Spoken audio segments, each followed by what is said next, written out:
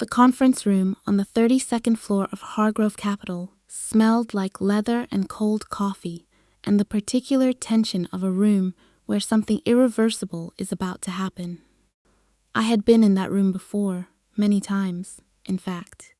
I had sat in that room as a junior analyst at 23, taking notes while senior partners talked over my head about deals I was not yet trusted to touch. I had sat in it at 26, presenting a market analysis that the managing director had interrupted 3 times to redirect toward a conclusion he had already decided on.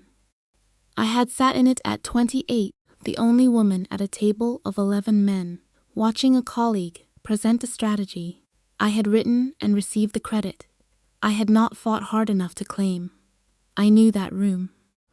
What was different today was the chair I was sitting in. Today I was sitting at the head of the table, and my parents were sitting across from me, and between us, in the center of the mahogany table, was a document that had been prepared by their attorney and delivered to my office that morning by courier, which was how I had learned, at 9:47 a.m. on a Tuesday in October, that my parents had removed me from their will.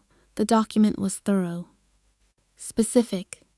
It outlined the redistribution of the Hargrove family estate, the house in Greenwich, the investment portfolio, the art collection, the trust accounts, entirely to my brother, Preston Hargrove, with a supplementary note in the attached letter that stated, in the particular bloodless language of estate law, that this decision reflected the family's assessment of each child's contribution to the family's collective legacy and financial future.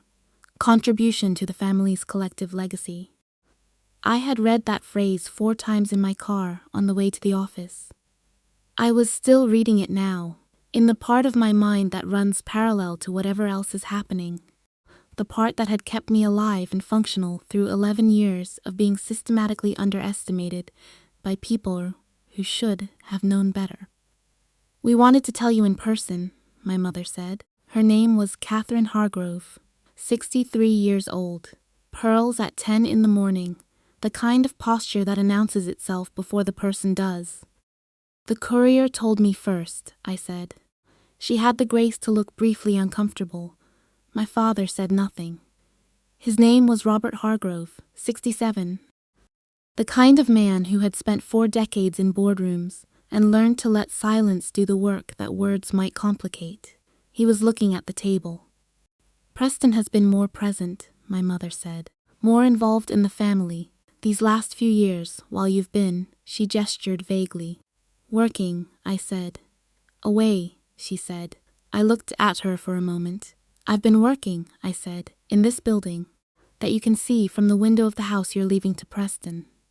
My father looked up. "Sloane," he said. "I'm not upset," I said. And the remarkable thing was that it was true. I was not upset. I was something else entirely.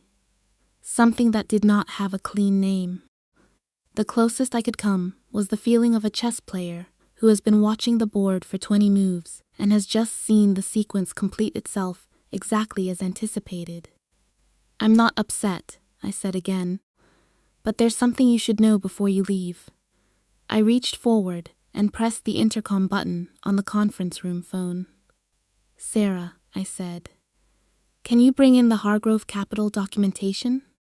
To understand what happened in that conference room, you have to understand what Hargrove Capital was and what it had become. My grandfather, Edward Hargrove, had founded the firm in 1974 as a small private equity operation in Hartford, Connecticut. He had built it over 30 years into a mid-sized investment firm with a reputation for conservative, reliable returns and a client base that valued discretion over flash. When he died in 2008, he left the firm to his son, my father, Robert, who had worked alongside him for 20 years and was, by most assessments, a competent steward of what his father had built. Competent steward was the operative phrase. My father maintained the firm. He did not grow it. He did not innovate. He managed the existing client relationships with the careful attention of someone tending a garden they did not plant, afraid to prune too aggressively in case they cut something essential.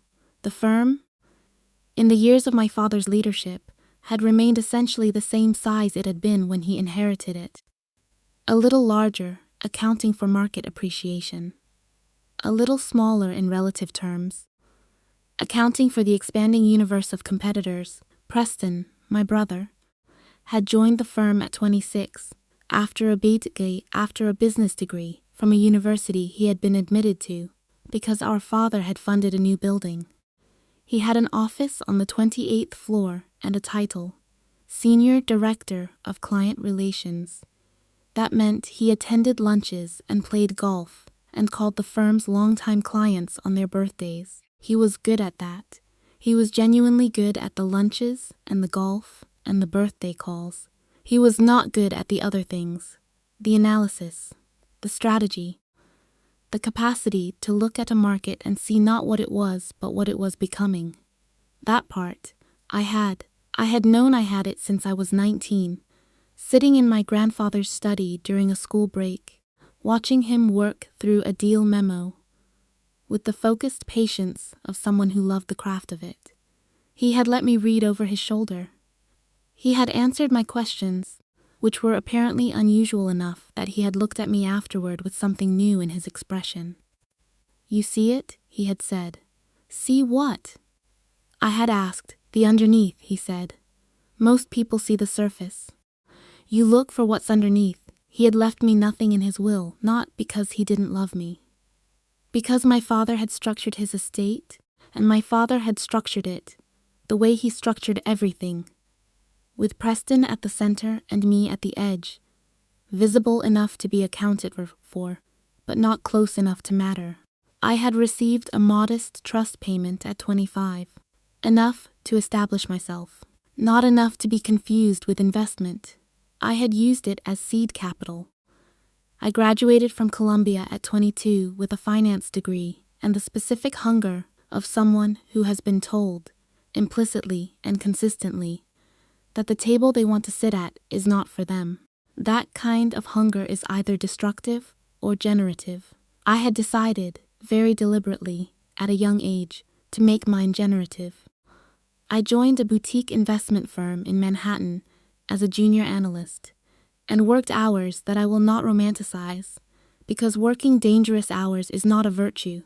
It is a necessity for people who start behind and intend to catch up. I was precise, relentless, and correct more often than anyone expected, which generated first curiosity, and then respect, and then, slowly, opportunity.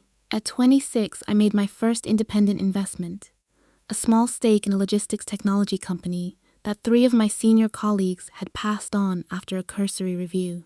I had done the analysis myself, evenings and weekends, and I had seen what they had missed. A proprietary routing algorithm that was 18 months away from becoming essential infrastructure for a supply chain sector that was about to be remade by e-commerce. I invested $40,000, my entire liquid savings. 2 years later, that stake was worth $680,000. I reinvested. By 30, I had a portfolio that my colleagues, had they known about it, would have found difficult to reconcile with my salary. They did not know about it because I had learned, early and thoroughly, that being underestimated was a form of cover, and cover was useful. By 32, I had begun making the specific kind of moves that require not just capital but conviction. Concentrated bets on positions that the consensus had not yet arrived at. Backed by analysis, I trusted, because I had done it myself, line by line, with the patience of someone who has nothing to prove to anyone in the room. One of those bets was Hargrove Capital. I had been watching my father's firm for 3 years by the time I made my move. I had watched it the way I watched everything, from the underneath, not the surface metrics, not the AUM figures, and the client retention rates, and the year-over-year return comparisons that looked adequate if you didn't look too hard. I watched the structural things, the client age demographics, the succession planning, the technology infrastructure that had not been meaningfully updated since the early 2000s. The talent pipeline that was thin because the firm's reputation had not kept pace with the market. My father's firm was not failing, it was aging, and aging firms in competitive markets do not usually get the opportunity to age gracefully. They get acquired, or they get disrupted, or they get slowly emptied by the attrition of clients who have been patient but are not immortal. I saw 3 possible futures for Hargrove Capital. The first was continued slow decline, managed with dignity, ending in an asset sale within 15 years. The second was an aggressive modernization, technology investment, talent acquisition, a repositioning in the market that my father did not have the appetite for, and Preston did not have the capability to execute. The third was me. I spent 8 months assembling a position, not openly, not through the firm's existing share structure, which was held almost entirely by my father with a small allocation to Preston, through secondary market transactions, through the acquisition of minority stakes held by early partners who had retired and were willing to sell quietly to a buyer who knew what the shares were worth and didn't negotiate aggressively enough to attract attention. I was careful. I was patient. By the time I was done, the holder of 34% of Hargrove Capital's outstanding equity. My father held 31%, Preston held 18%. The remaining 17% was distributed among legacy partners. I had become the largest single shareholder of my family's firm at 9:15 on a Tuesday morning in October. The courier had delivered my parents' amended will to my office at 9:47.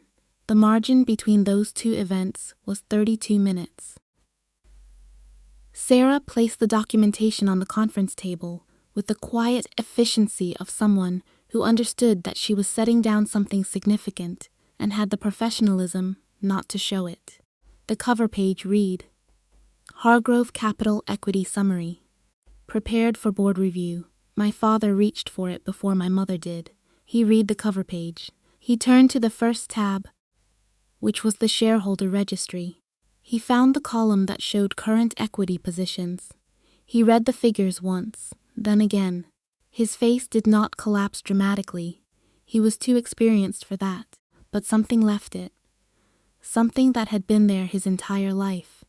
A bedrock certainty, the specific confidence of a man who has always known where the solid ground is, quietly vacated his expression, and what remained was something I had never seen on my father's face before, uncertainty. This isn't, he stopped. 34%, I said. As of this morning. My mother looked at the document, then at my father, then at me. How? She said. It was not quite a question. Secondary market acquisitions over 8 months, I said. Retiring partners. Legacy minority holders. Patient accumulation. I paused. The same way grandfather built it, piece by piece, quietly. My father set the document down. He looked at it on the table between us. You never said anything, he said. No, I said. You could have. We could have discussed. What would we have discussed? I said. You didn't include me in discussions about the firm when I was here. You gave Preston the director title and the client relationships and the seat at the table. When I brought you the logistics technology analysis at 27, the one I had done in my own time, unpaid, because I thought I could help, you thanked me and gave it to Preston to present to the board. My father's jaw tightened. I remember that, my mother said quietly. I thought you might, I said. The room was very quiet. Outside the floor-to-ceiling windows, Manhattan went about its business 32 floors below, vast and indifferent. I'm not here to punish anyone, I said. I want to be clear about that. What I have is a position. What I do with it depends on what happens next. My father looked up. The firm needs modernization, I said. Technology infrastructure, talent acquisition, a market repositioning. I've had the analysis done. I'd like to present it to the board. I paused. As the largest shareholder, I have the standing to request that meeting. And if my father stopped, recalibrated, and if the board doesn't, then I have options, I said, simply, without threat, the way you state a fact about the weather. My mother's pearls moved at her throat as she swallowed. The will, she said. I looked at her. It doesn't change anything material, I said. What you've left Preston is the estate, the house, the portfolio, the trust. That's yours to allocate as you choose. I held her gaze. What I built. It doesn't require your estate to continue. She looked at me for a long moment. In her eyes, something was happening that I recognized because I had seen it before, in clients and colleagues and counterparts in negotiations, the specific internal revision that occurs when a person's model of someone turns out to be wrong. She had modeled me as the edge case, the capable one who would land on her feet without needing to be caught, the self-sufficient one, the one whose independence was something that had simply happened, like weather, rather than something that had been built, deliberately and at cost, because she had never offered anything to build from. She was revising. I watched her do it. I did not help her. My father called me the following Thursday. He asked if he could come to my office. This was new. He had called me to his office many times over the years. The corner office on the 30th floor, the one with the view of the park, the one that had been my grandfather's before it was his. He had never, in my memory, asked to come to mine. Yes, I said, Thursday at 2. He arrived alone, without Preston, without my mother, which was the first signal. He sat across from my desk in the chair my client sat in, and looked at me with the expression of a man who has spent a week thinking and has arrived somewhere that cost him something. I owe you an apology, he said. I waited. The logistics analysis, he said. When you were 27, I knew it was yours. I told myself it didn't matter who had done it, only that the firm benefited. I told myself a lot of things over the years that were convenient. He looked at his hands. Your grandfather used to say that the most expensive lies are the ones we tell ourselves. He was right, I said. He was right about most things. A pause. He was right about you. He told me, when you were in college, that you had the underneath. His word. I didn't know what he meant then. Do you know now? I said. My father looked at me. Yes, he said. We sat with that for a moment. The board meeting, he said. I'd like to schedule it for the first week of November. I'd like you to present the modernization analysis. All right, I said. And Sloan. He stopped. I don't know how to undo 20 years. I don't know if that's possible. It isn't, I said. He nodded slowly. Is there something else? Something possible? I thought about my grandfather. The study. The deal memo. You see the underneath. I thought about 11 years of building in the silence of being overlooked. I thought about what was possible, which was different from what had been lost and required being held separately from it, or it crushed the possible before it could begin. Be present, I said. From now. Not performance, not correction, not making up for it, just actually present. He looked at me. I can do that, he said. Start with calling me on Sundays, I said. Not for the firm, just to talk. He blinked. Something moved in his eyes. All right, he said. He stood. He extended his hand across the desk, which was a strange thing, formal and uncertain, but I recognized it for what it was. A man who did not yet know how to be a different version of himself, in relation to me, reaching for a gesture that felt safe enough to begin with. I shook his hand. He nodded once and left. The board presentation happened on the 3rd of November. I presented for 54 minutes. The analysis, the market repositioning strategy, the technology investment roadmap, the talent acquisition priorities. I had been preparing it, in various forms, for 3 years. I presented it the way I did everything, precisely, without apology, with specific confidence, with the specific confidence of someone who has done the work and trusts it. The board approved the strategic plan by a vote of 7-2. Preston was not in the room for the vote. He had come to my office the week before, unexpectedly, and sat in the same chair my father had sat in, and told me that he had always known, even if he hadn't said it, that I was better at this than he was, that he had let the circumstances be what they were because they were comfortable, and he was not proud of that. I had looked at him for a long moment. "What do you want to do?" I said.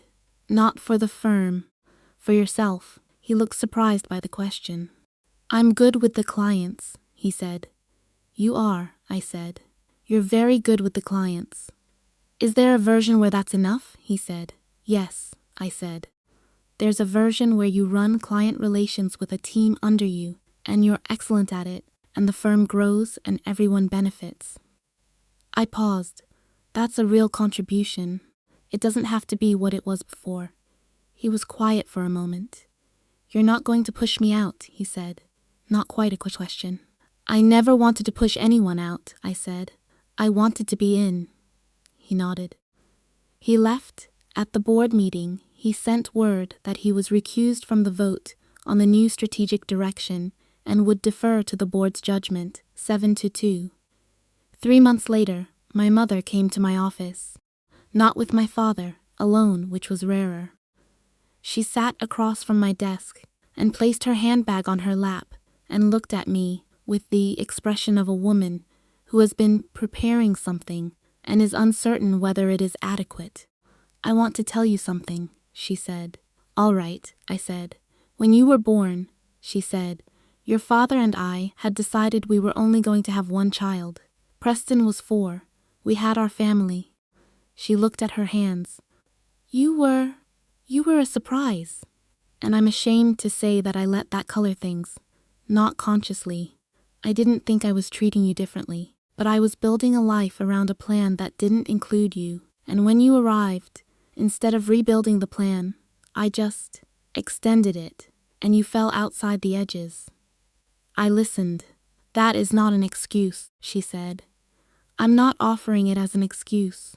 I'm offering it as the truth, because you deserve the truth more than you deserve a performance of regret." I thought about that. "Thank you," I said. She looked up.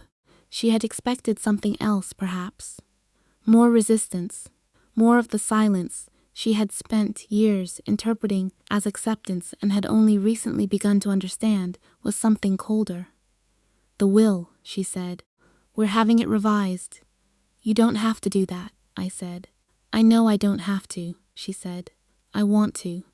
I looked at her. "Then do it because it's right," I said. "Not because of the shares." She met my eyes. "I know the difference," she said quietly. I believed her, not because I was certain, because certainty was not available in this particular territory, but because she was here, alone, without my father or Preston or the architecture of the family arrangement that had always positioned her at the center. She was here as herself, which was the most honest version of her I had seen, and that was somewhere to begin. "Come to dinner Sunday," I said. "You and Dad, not a family event, just dinner." She pressed her lips together. Something moved in her eyes. "We'll be there," she said. On a Sunday in February, my parents came to my apartment in the West Village for dinner. I cooked. Not elaborately. Pasta, a salad, bread from the bakery on the corner. The kind of meal that is about the table and not the food. My father brought wine. My mother brought flowers, which she had clearly spent some time choosing, and which she placed in the vase on my counter, with a care that told me she had been thinking about this evening for longer than she admitted. We sat at my table, the 3 of us, and talked, not about the firm, not about the shares, not about Preston, or the will, or the things that had been said and done, and left unsaid in the years before. We talked about my grandfather, his stories, his habits, the particular dry humor that I had inherited, and that my father now recognized in me with something that looked like the first honest pride he had aimed in my direction. We talked about small things. A book my father was reading. A trip my mother was considering. The view from my window, which faced west and caught the sunset on clear days in colors that I had never gotten tired of. At some point in the evening, in a pause between conversations, my mother looked around my apartment, at the bookshelves I had filled over 11 years, at the art I had chosen slowly and deliberately, at the life I had built in the space where no plan had included me, and said, quietly, to no one in particular, "You made something real." I looked at her. "Yes," I said. She nodded. We finished dinner. The sun went down over the West Village, and the city lights came on, one by one, steady and patient. The way they always did, indifferent to whatever had just shifted in the small, warm room above them. I cleared the plates. My father dried them. My mother sat at the table and told a story about my grandfather that I had never heard, and I stood at the sink and listened, and the kitchen smelled like pasta and dish soap, and the very beginning of something that did not yet have a name. I was in no hurry to name it. I had built everything I had ever built slowly, with patience, from the underneath. I could do the same with this.